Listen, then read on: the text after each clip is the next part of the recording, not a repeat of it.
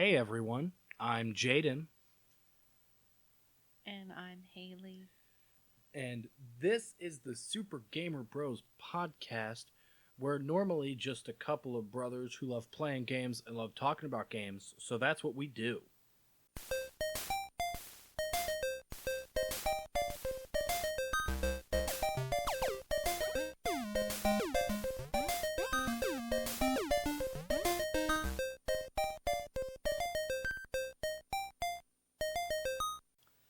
And some of you might have noticed that Cam is not with us today, and if you're sitting there thinking, but I heard someone else talk, surely Cam must be there.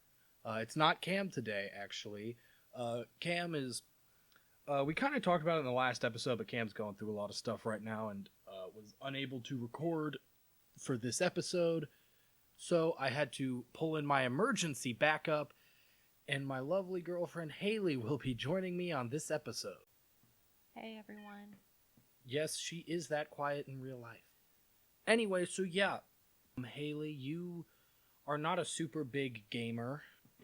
No, not super. Yeah, you watch me play games sometimes. You don't participate in games yourself, but one game you have played, that game we're talking about today, we were talking about It Takes Two. Yep. What do you know about It Takes Two? I know that we played it together because That we did. It Takes Two. I really enjoyed it. It was, I don't know. I mean, All right. well, we're going to go through it, I guess, right? Yeah. So It Takes Two was developed by Hazelight Studios. Hazelight Studios, and really the founder of Hazelight Studios, is well known for three games that he has created and directed. Brothers: A Tale of Two Sons, which I played. I don't remember if you ever saw me play that. I think Noah and I actually did that one for an indie bit. Noah and I back, I don't know how long ago. And then also they created the game. Hazelight's first game was A Way Out, which I swear Noah and I did an episode on that one. I honestly can't remember, and I forgot to look it up. If we didn't, I'll probably have to do an episode on that with Haley as well, because that is another. That's another good game that we could talk about. But A Way Out, is a prison escape game. That's a cool one. And then they followed that up with It Takes Two. And It Takes Two, A Way Out, both are, I guess you could say, Hazelight's thing. Their big thing that kind of stands them apart from other developers is their games are multiplayer only. And not like, say, to say maybe a recent game, Helldivers 2, like multiplayer group of people, going up against computers, whatever, AI, whatever. It is two players. Only two players. Both characters that you play as are always on the screen. They do some. It happens in A Way Out more than It Takes Two, but some weird kind of camera stuff that happens. So both players are always on the screen at the same time, and you have to play with two players. And even Brothers: A Tale of Two Sons before was a similar mechanic where you played as two brothers, and each one was controlled with one half of the controller. So you could hypothetically play that game two players with one controller. I've seen that done. I played it by myself in a mechanic that I never got used to. Controlling two people with one controller is absolute insanity. But that's not important. We're talking about It Takes Two. It Takes Two came out in, I want to say 2021, so I will. And was very, very well received. Which all of Hazelight's games have been well received, but it was even more so. It kind of blew up and actually even won Game of the Year at the 2021 Game Awards, which is really impressive, especially for an indie game. Not doing research. I never do research. It is possible that It Takes Two was the first indie game to win Game of the Year. Yeah, I don't know for sure, but it certainly is a rare thing for kind of an indie, smaller game like this to win Game of the Year. Wildly impressive. Anyway, we're going to get into it just immediately here. I think that's all I can say about kind of the initial of the game. We're going to get in here with the setting. So, the story of It Takes Two takes place in a home somewhere. Never really explained. It's just a house somewhere in some country somewhere. As You play as a couple who end up inside dolls' bodies.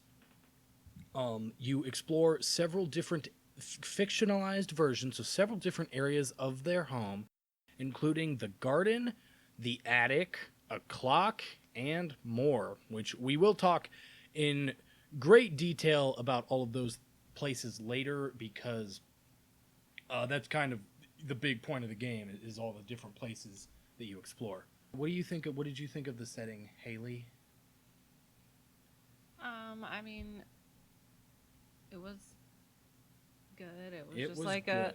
it was just like a, I don't know, it just looked like a little quaint kind of countryside Um, home. Yeah, I don't know where it was supposed to be, but Yeah, I think it's cool.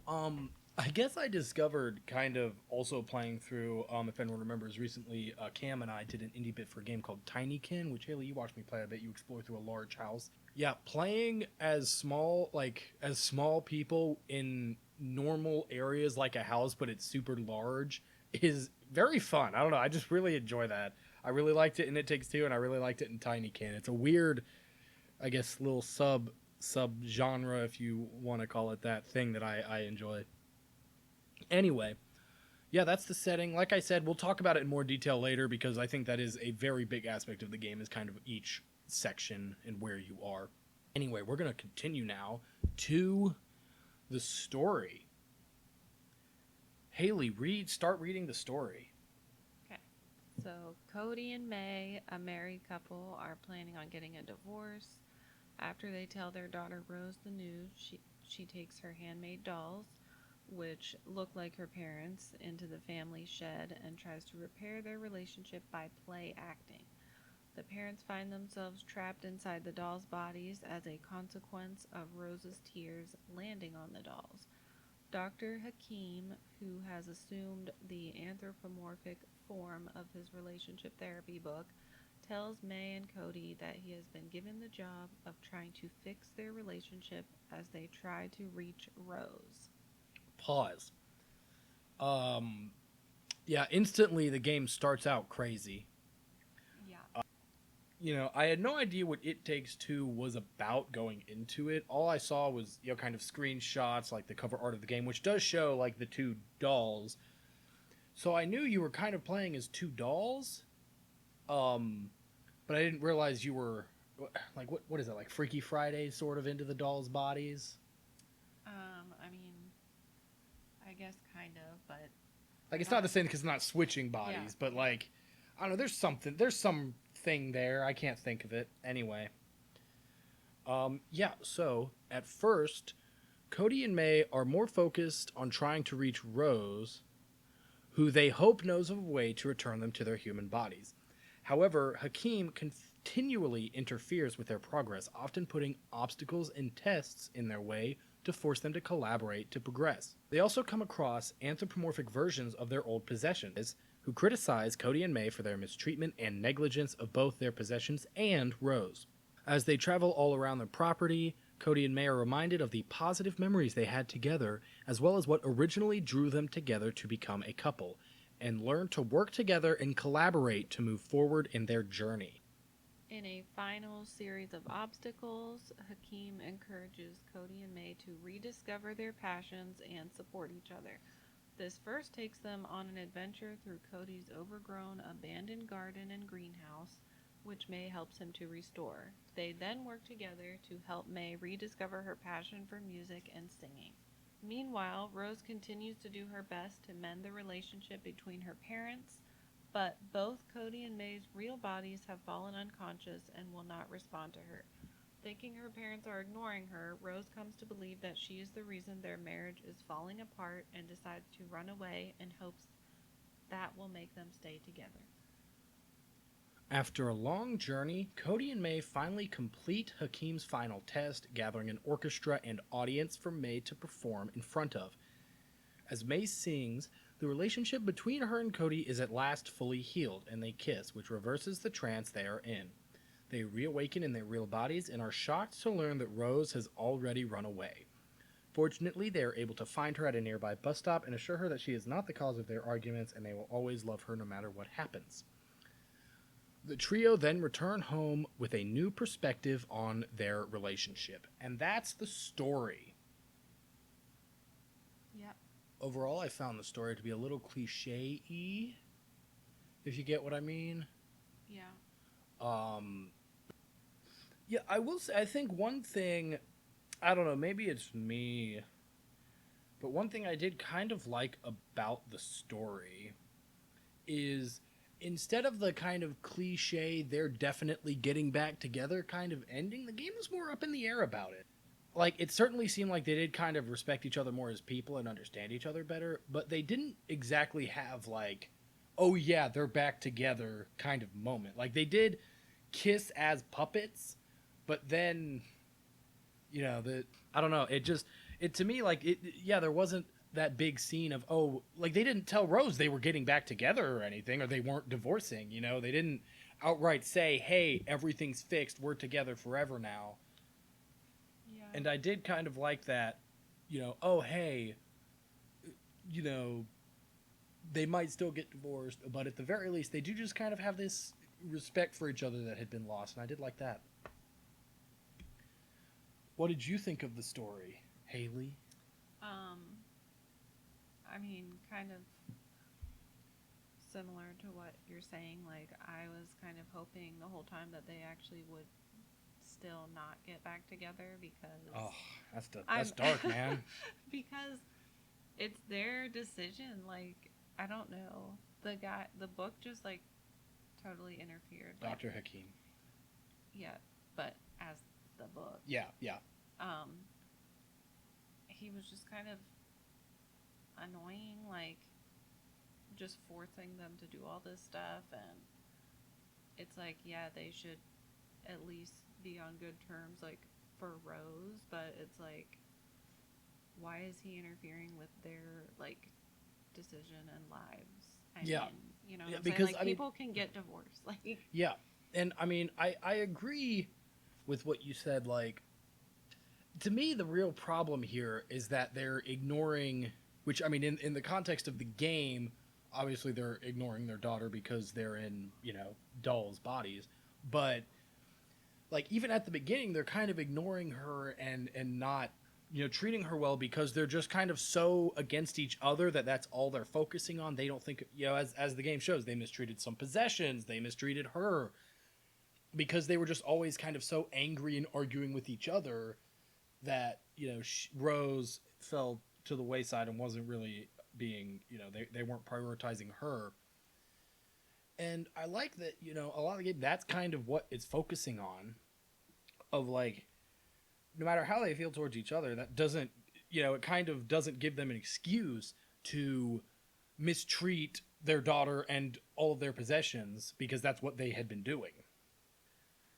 Yeah, and I mean, even I'll talk about now. I just think super insane when, you know, they get Rose to cry on them to because they think that's what'll break the spell, and to do that they like murder her favorite stuffed bear. oh, that was horrible. In an like just horrific, just crazy scene, like super dark scene, and then she's crying.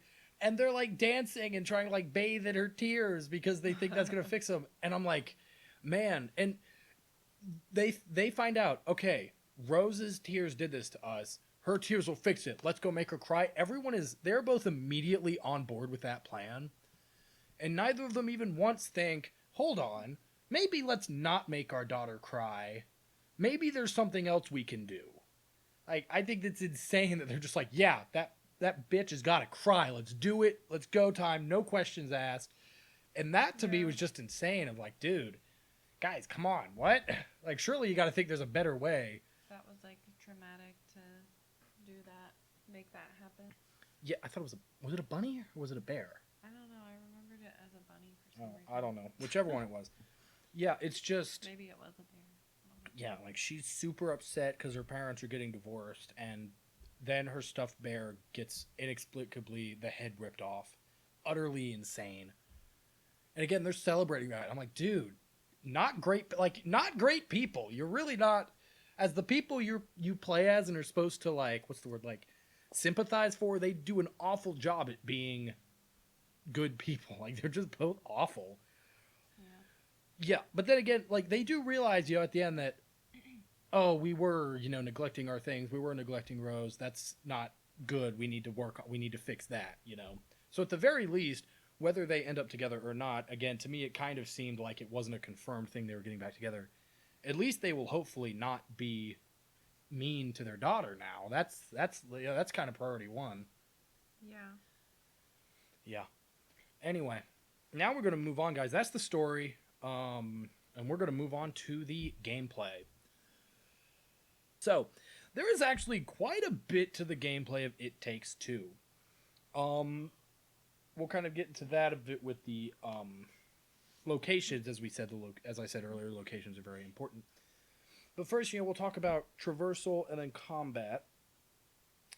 Actually, no, we're going to talk about the locations first. I legitimately feel like that's the most important thing. So we're going to just get into the location. So, you start at the shed, which is just, the shed, tool shed, whatever. Then you end up in the tree where there is a war going on between the squirrels and the wasps. Wasps? I don't know if that came out right. Then you go into Rose's room, which is split into 6, I think at least 6 kind of big sections.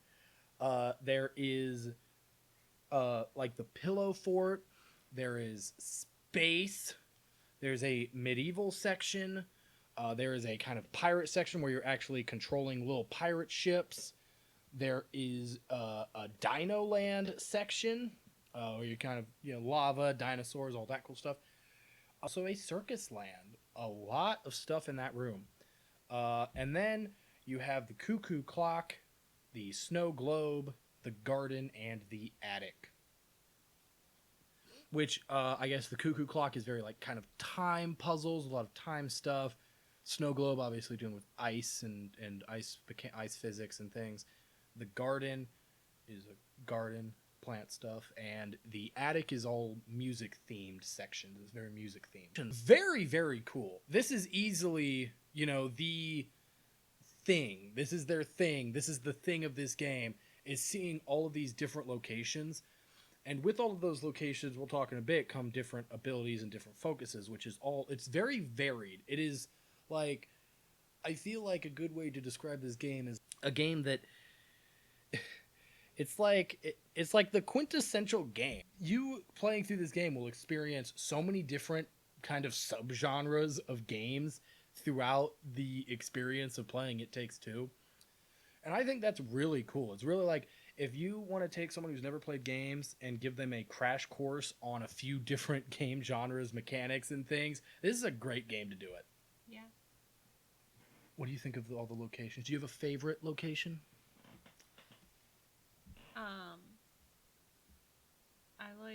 I really like, I would say Rose's room, like the space area. The space area is really, really cool. Because that, like, anti-gravity stuff and things was pretty cool with that and the puzzles in that area. And Yeah. just the look of it was so cool. No, it is very cool. Yeah, Rose's room is like as a large section is easily the best, but it is split into many smaller sections. I too love the space section, the medieval section. I also really like you kind of do like a little dungeon crawler esque section in there that is really like I love dungeon crawlers, and it's just an incredibly fun little dungeon crawler you play. Also, I love the attic, music themed. I love music stuff. So seeing that was very, very cool. It's a very good location. Anyway, so as I said, we're going to get into kind of virtual combat here. There are all these kind of different subgenres and things that you go through, different things you do. As I said, there's a sailing section where you're on pirate ships and shooting stuff. Um, but at its core, I would say that It Takes Two is an action platformer with many puzzles and platforming challenges being the consistent thread throughout the entire game. You use your abilities to solve puzzles, and you use your abilities also to kind of help with different platforming challenges. And combat is like action platformer combat. You know, typically you have your one kind of standard attack, maybe a special attack in certain instances, and yeah, that's it. You know, you fight enemies, don't get hit.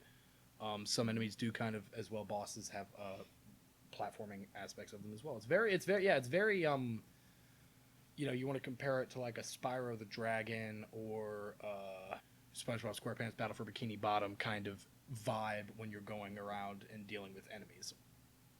Yeah. Also, the little mini games. We'll talk about that later. I'm just adding that I enjoyed the mini games. Okay. I'm sorry. um, as we also talk about the combat, game has a bunch of boss fights, and these are very cool because kind of like, you know, there are different types of boss fights as you go through the different challenges, and they are again varied because they're like typically just random home stuff that you fight. For example, your first a boss is a vacuum cleaner. You're fighting a vacuum cleaner. Then you fight a toolbox, which has, you know, several different tools that you use to attack you and make the platform you're fighting on shrink. Platforming games love doing that in boss fights, shrinking platforms. I hate that. Honestly, I hate that, but they do it. You fight a shield wasp, a mortar wasp, a giant beetle, and the wasp queen. That's actually most of your boss fights are in the tree. You fight you fight the chief of the squirrels. That's a really cool fight because that actually only one person participates in.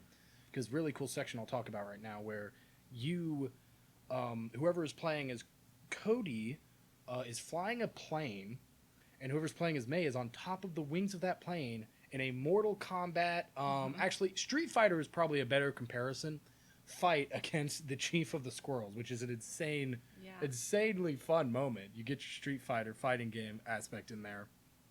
Then you fight Moon Baboon in the space section.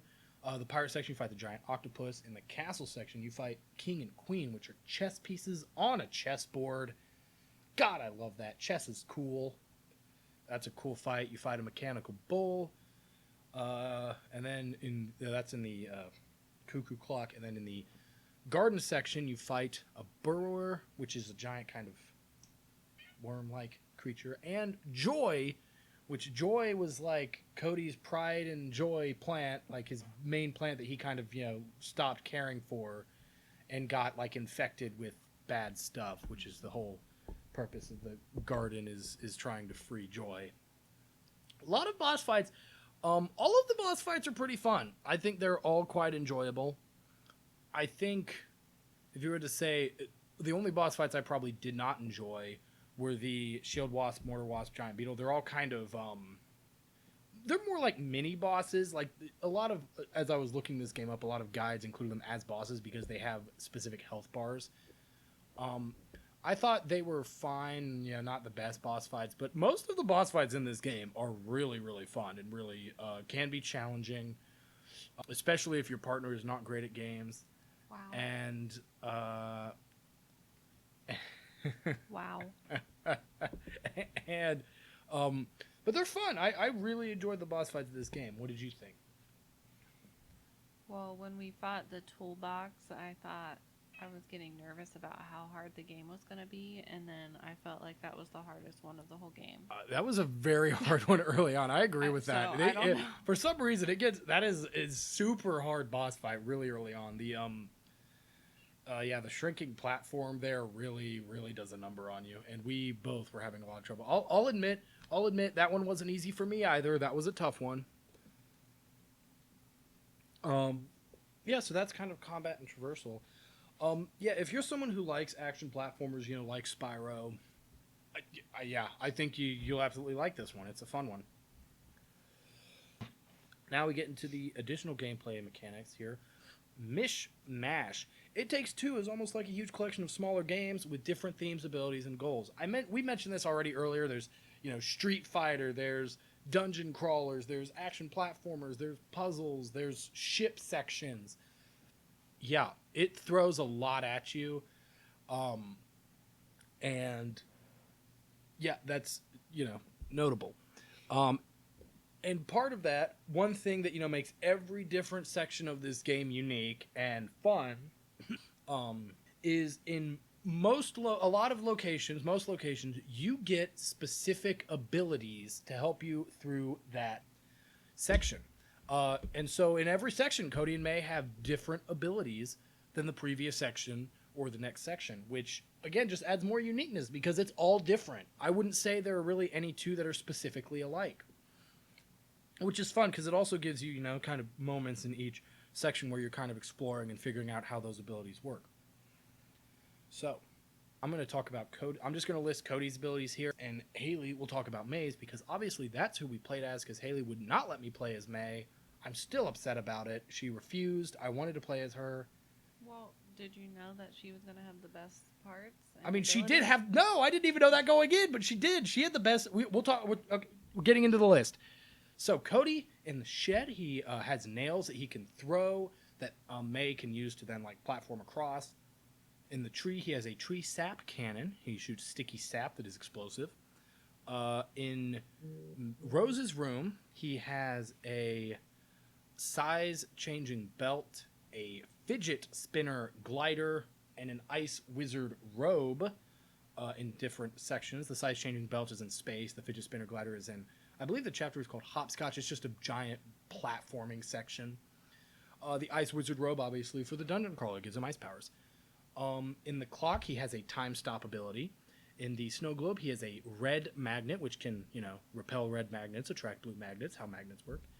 In the garden, he gets a grappling hook and the ability to kind of merge with plants that then May can grow, and then he can do different things depending on the plants.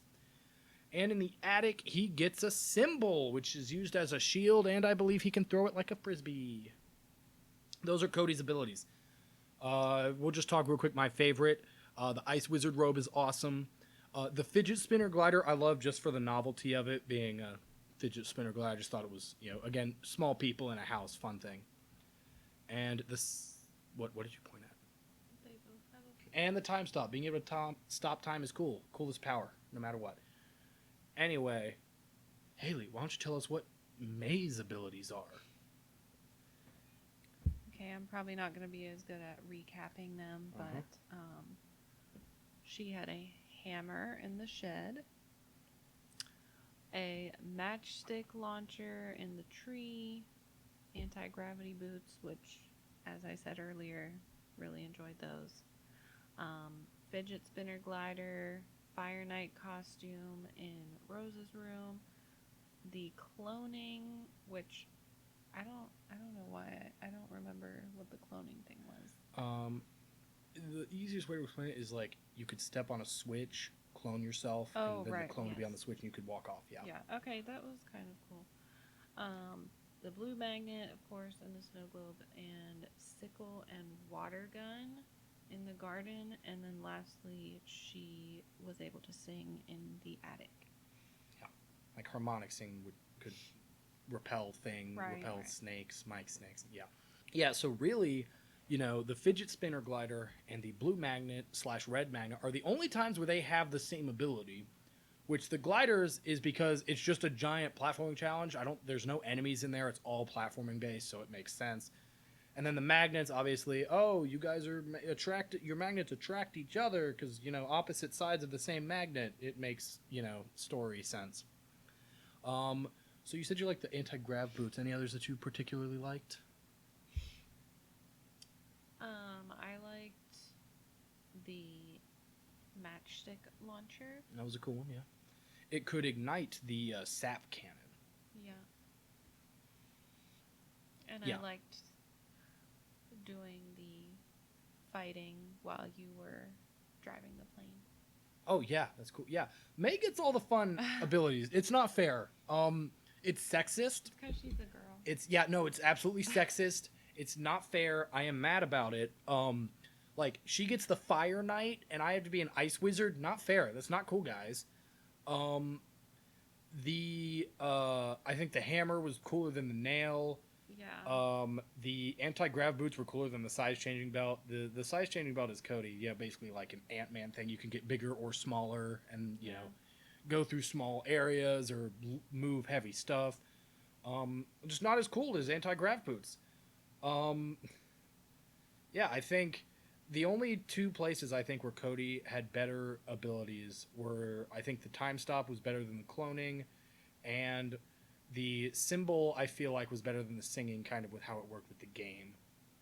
But I think May got all the cool stuff, guys. It's not fair. It's sexist. I wrote several letters to Hazelight complaining about it. They never responded to me, even once. Those bastards. Anyway, now we move on to the thing Haley really just wanted to ruin earlier and jump into the mini games. Haley, tell us about the mini games. The mini games are a kind of collectible. You can find mini games spread throughout the main game, which there are 25 in total. These games provide short breaks to the story and are competitive. These include several made up mini games to classic games like chess and volleyball. And Jaden did not win all 24 of them. No, there's 25. I won 24. Wait, I got to win one. You won one. It was, oh man, it was in Rose's room. I don't It was know. in, I think it was in the pillow fort section. It was like it was one of those games where like you're throwing balls through like different rings. Some are moving. You know, like one of those ring targeting games. Yeah. Typically like like a shooting gallery kind of thing with moving targets and stuff. But it was like hoops. You had to throw balls, so it didn't work exactly like a shooting gallery. So It's the only one she won. I'm mad about it. Because I don't believe in letting people win. Why can't I get to win anything? Because, babe, I'm better than you at video games. Wow. That's all I That's have. everyone is here to hear that now. It's documented. Yeah, Being mean to me. Being mean to you, it's just a fact. You're intimidating me. So I get nervous and I can't win them. Intimidating you?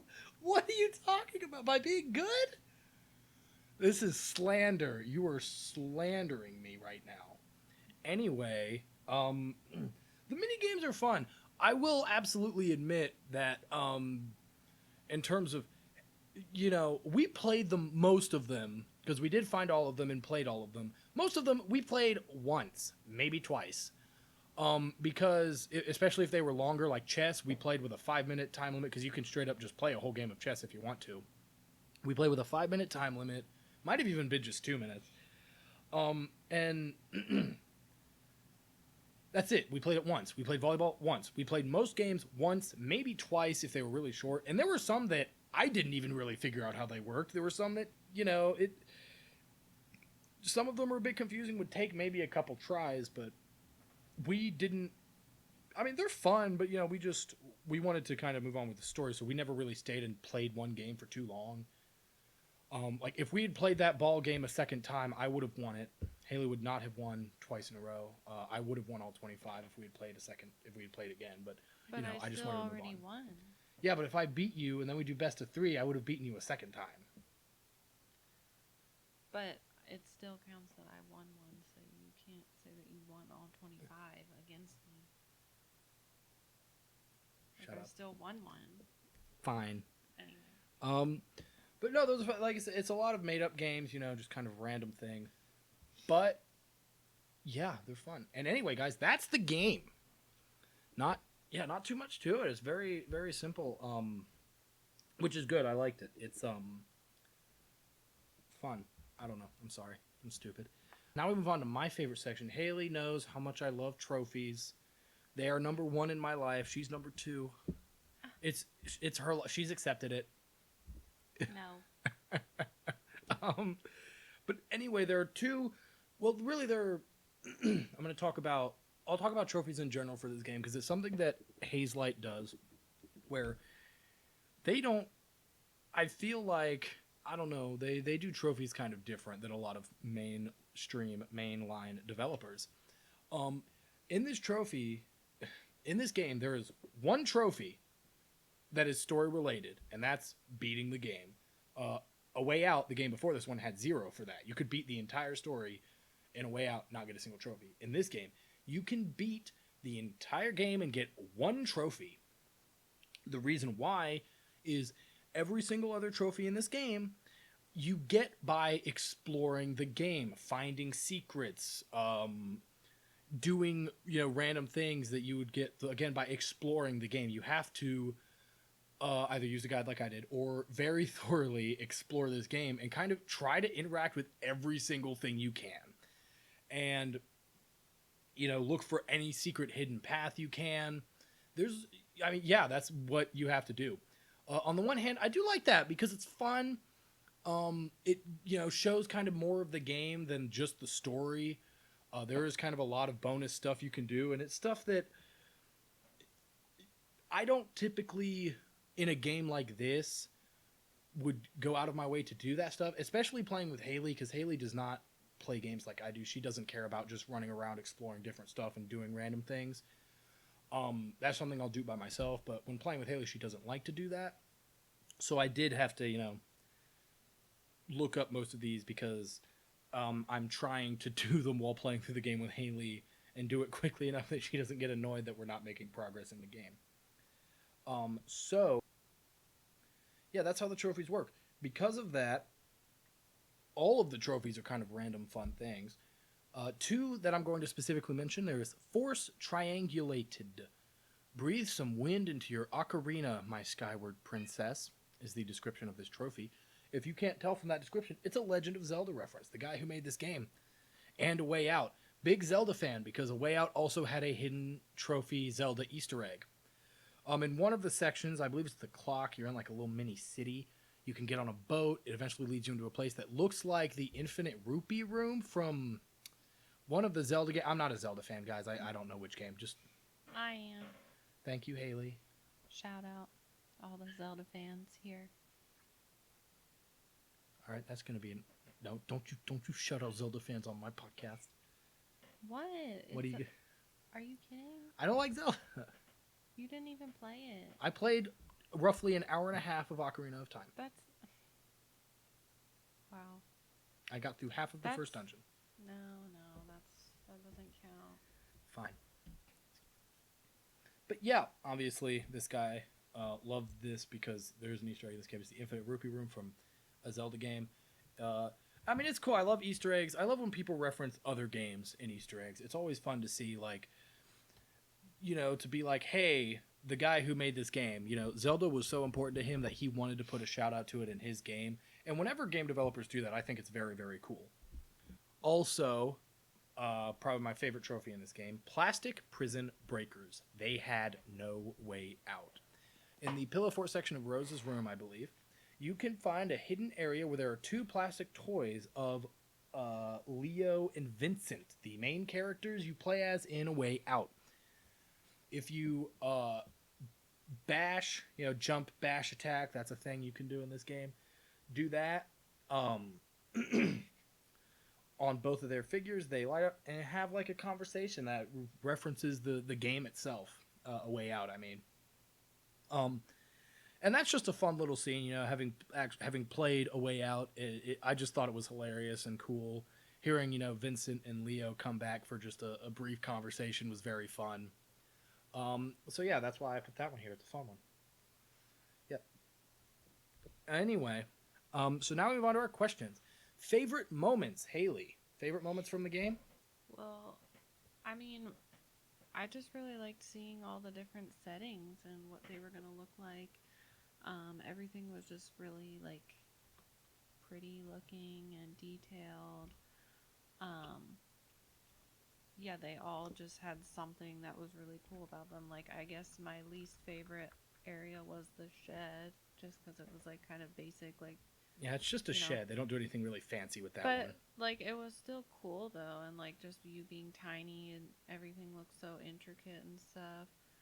And everything in Rose's room was so cool to see. Like, yeah, just the settings were my favorite parts, and then like a lot of the variety of what you did in each area, like that dungeon part Mm-hmm. when it was like an overhead Yeah. view and you were going through, like that was cool. Um, and yeah, everything was just like nothing got boring because you always went to a new part. Yeah, they do a great job of kind of So keeping it fresh with and like every area. and like all the fun little mini things that you could do, Mm-hmm. and yeah, I mean just that type of game style was Yeah. overall the Cool. best thing for me. My favorite thing was the music stuff in the attic. I've said it many times on this podcast. I'm a big music guy. I love music, and that was a very high note to end on. I really liked the music stuff. As I did say earlier, the attic was one of my favorite areas, and it was really cool. I really enjoyed it. Anyway, moving on. Next question: favorite boss battle, Haley. I like the Wasp Queen battle, like All going right. around Yeah, a lot of like and grinding like on the rails aerial stuff. and like the aerial stuff, Mm-hmm. like going circling around her, and like how you had to work together to fight her was Yeah, because cool. you had to shoot. Because yeah, the tree section I would say was definitely one of the better ones in terms of cooperation because you have Cody's sap which sticks to stuff, and then May with the matchstick launcher blows it up. So every combat section involves the two of you actually having to work together to damage enemies. And I think that's really, I thought that was just, yeah, very fun. Like super, like forced to work together in terms of, Yeah. yeah. I also had the Wasp Queen as one of mine. I thought it was a very cool boss fight. And then the King and Queen, as I said earlier, they're like actual chess pieces. You're fighting on a chessboard. Just, the tiny people fighting things in a house. That I feel like is maxed out with the King and Queen. It was such a cool boss fight. It's very like actual chess oriented. It was a very fun boss fight. I really liked it. Anyway, Haley, is there anything of the game you would like to mention that we haven't talked about yet? About anything you liked? Um, I mean, I guess just circling back to the beginning, I'm glad that they didn't make it too corny at the end. Yeah, cool. It is cool. But like, Yeah. other than that, I mean, Yeah, despite how crazy the game is, the ending is very, I felt, grounded and real. So I understand that. yeah. What we didn't like about the game. Well, I feel like we're both gonna agree on not liking Dr. Hakim. Yeah. Like, I seriously think the entire game could have just taken him out and like been this like they could have gone through all the areas without his commentary. Yeah. Just so like just over the top. Yeah, it was very weird. Like for everything, this book with this weird face Yeah. and like ribbon limbs is weird. It looked weird. Like out of place for the rest of the game. Yeah, and yeah, he was very annoying. He pops in a lot, and every time it's like if they didn't make him so flamboyant, I feel like it would have been better if he was more serious of, because there were times where he did kind of serious, like, hey, May, this is what you did wrong, and Cody, this is what you did wrong, and now you guys are gonna fix it. If he was like that the whole time, where he just appeared and he's like, hey guys, we're in this shed, notice how it looks like crap? It's because you guys haven't been keeping up with it and let it run to ruin, so now you're gonna fix it. And that was it. He left. That would have been fine. But him always like cooperation. Well, you have to work together to solve your problems. Yeah, that was horrible. Yeah, it's really annoying. It was not great. I really did not like that. And again, just him being a book is so ridiculous.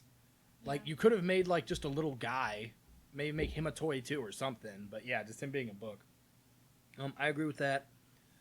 I also want to give a quick shout out to in the attic when your whole point is getting an audience and instruments and stuff together for May to sing a song. Yeah. And while she's doing her vocalizing attacks or whatever, using her ability, she's just just singing notes, not like words or anything, which makes sense for the attacks. But then she goes to sing her song, and they talk about, Cody talks about, oh, you were a great singer. Like, I don't know why you stopped singing. You were really good at it. It was really, like, I loved hearing you sing. And she's like, I just got responsibilities. I can't just sing anymore. And then at the end she sings, and it's just vocalizing. It's just notes. No words, no nothing. And I just thought, man, all the time and effort they put in this game, and they couldn't make a song with words at the end. Yeah. It really just falls flat for me. I hate, because they're not the only, like, this isn't the only time I've ever experienced that, but I hate when you have supposed to be what is a real actual song, that is played in something, and because of, I assume copyright costs being too high to get a real song, and I don't know what to blame for them not just writing an original song. They do just people vocalizing as singing for a song, and I hate when they do that. Like in Pass the Parcel. Shout out to anyone who gets that reference. Oh, yeah. Yeah, I just think it's so stupid, and it really takes me out of it.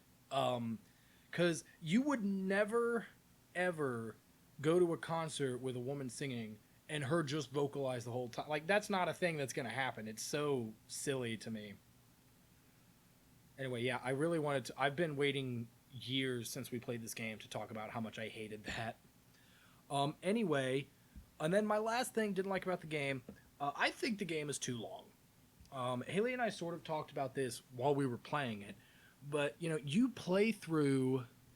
So I'm scrolling back to the location. So you play through all the way through Rose's room, and it's long.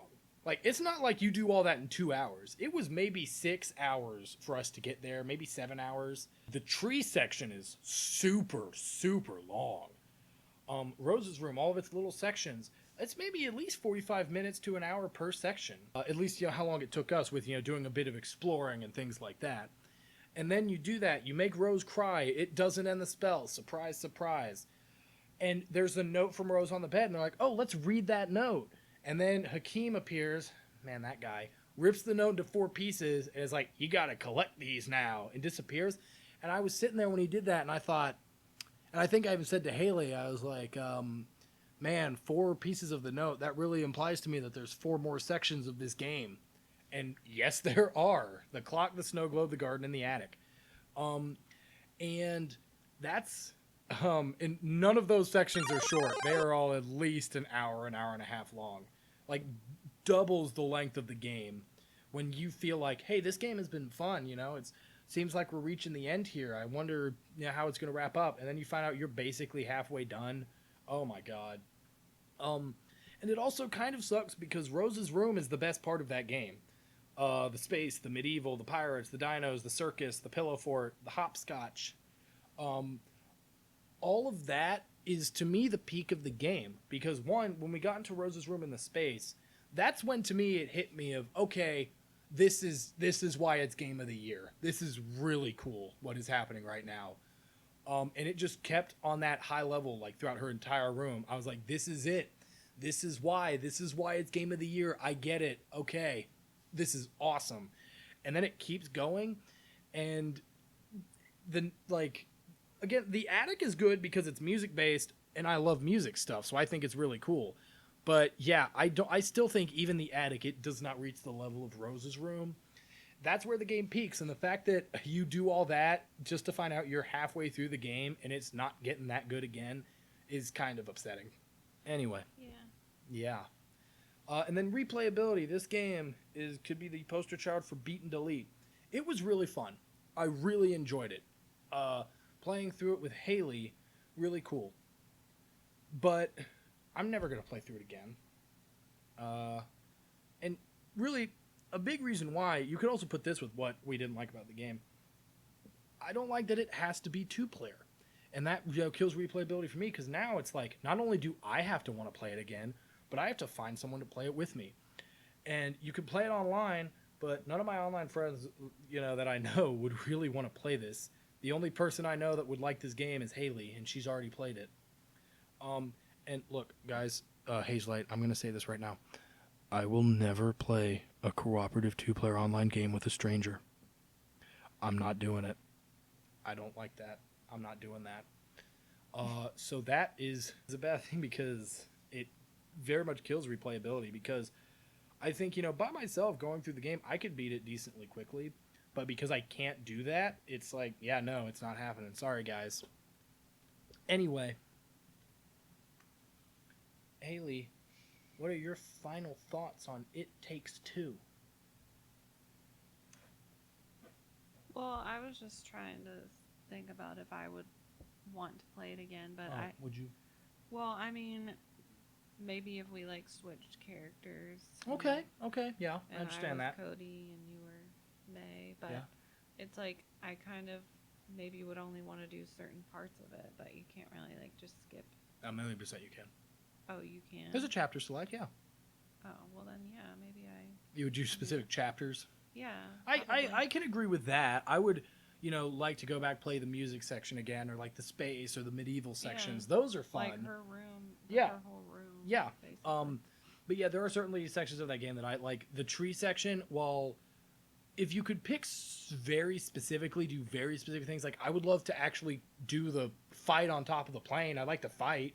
Yeah. Like actually fight the chief. I didn't get to do that. I would love to do that. Yeah, there are certain parts I would like to play again, but the whole game, no. Anyway, but final thoughts. Your final thoughts?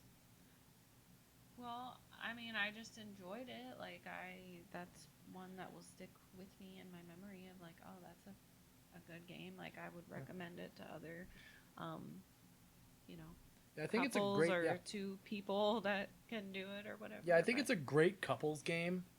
If you're a dude like me that plays video games, and your girlfriend or wife or whatever, or boyfriend or husband, whatever, I don't know, whatever you're into, is they don't hate video games, but they're not someone who plays a lot. I think this game is easy and simple enough that you could absolutely convince them, hey, play this game with me. And it's so wacky and zany, I think that anyone, even someone who is not traditionally into games, could absolutely get enjoyment out of this. Yeah, it's a great game. Hazelight has done it again. I'm excited for. I assume they're not done. I assume they're going to make another game, and I am excited for it. Yeah, and that's It Takes Two. Now we move on to the indie bit, the bit where we talk about indie games. You have to say yay. Yay. And you can tell she doesn't listen to the podcast because she would have known that. So, guys, today we are talking about Unravel 2. What another co-op game? What are the odds? So, Unravel 2, sequel to Unravel. Noah and I did that one as an indie bit a while ago. Really enjoyed the first Unravel. The second one, with its focus on co-op, I thought would be great. Again, to play with Haley because she likes cute things, and the Yarnies that you play as in this game, I would say, are quite cute.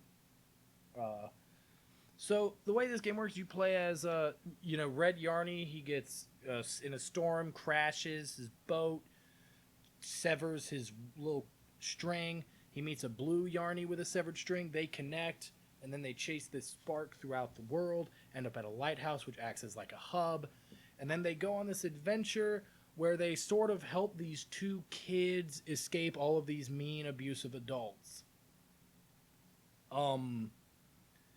Yeah, but yeah, that's the story. How you do that is the game is it's like a puzzle platforming game. I would say more puzzle than platforming, but you as the two Yarnies travel around different locations from kind of city location. You end up at a factory, a kind of woods, all different locations. And you both so the two of you are connected by this tether. That is actually how it works. Using that, you can extend it and get farther apart. You can pull each other back in. You can actually have the tether like hang off a ledge, and one of you can swing while the other is standing as their kind of anchor point. Um, you can pull someone up a cliff if you've climbed it. Um, and you can interact, move things around in the environment. You can use your yarn to make bridges, connect two points that you can use to traverse and move objects. And it's you kind of go really it's like room by room throughout these settings, and in each room you kind of have to solve a puzzle using those different kind of aspects of the game. You can actually play this game by yourself, switching between the two yarnies, or you can play it with another person. As someone who has done both, I highly recommend playing it with another person. It's actually, I would say, more difficult than It Takes Two. It is not an easy game. Um, at least just in, yeah, I think overall it's slightly more difficult. Um, but again, I think yeah. Haley, what did you think of Unravel 2? I liked it. I think the Yarnies are cute. And I watched you play the first game, and I liked watching it. It feels very like kind of relaxing, and like the music and stuff is very calming. Like the whole ambiance is really nice for both of the games.